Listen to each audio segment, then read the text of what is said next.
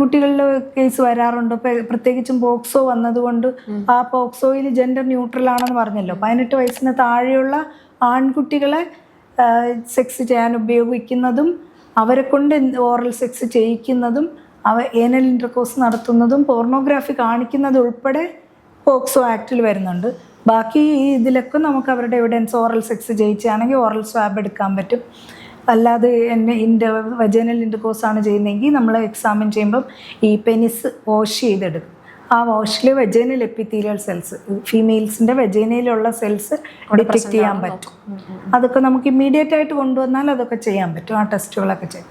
ഈ അക്യൂസ്ഡ് ആണ് കണ്ടുപിടിക്കാൻ ബുദ്ധിമുട്ടാണ്.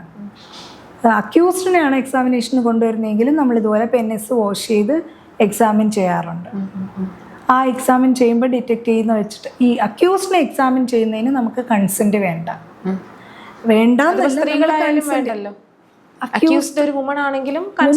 എക്സാമിൻ ചെയ്യാം. അണ്ടർ അറസ്റ്റ് ആണെങ്കിൽ, അറസ്റ്റിലാണെങ്കിൽ അക്യൂസ്ഡ് വുമൺ ആണെങ്കിൽ നമുക്ക് കൺസെന്റ് ഇല്ലാതെ എക്സാമിൻ ചെയ്യാം. സാധാരണഗതിയിൽ എല്ലാവരും ഡോക്ടർമാർ എക്സാമിൻ ചെയ്യുമ്പോൾ അവരോട് സമ്മതം വാങ്ങിയാണ് ചെയ്യുന്നത്. സമ്മതം തരുന്നില്ലെങ്കിൽ നമുക്ക് എക്സാമിൻ ചെയ്യാനുള്ള ഒരു പ്രൊവിഷൻ ഉണ്ട് എന്നാണ് അതിനർത്ഥം. നമുക്ക് അങ്ങനെ എക്സാമിൻ ചെയ്യാൻ പറ്റും, അത് ചെയ്യും. പിന്നെ നമ്മൾ ഡ്രങ്കൺനെസ് സർട്ടിഫിക്കേഷന്, ഇപ്പോൾ പബ്ലിക് പ്ലേസിൽ മദ്യപിച്ചിട്ട് പ്രശ്നം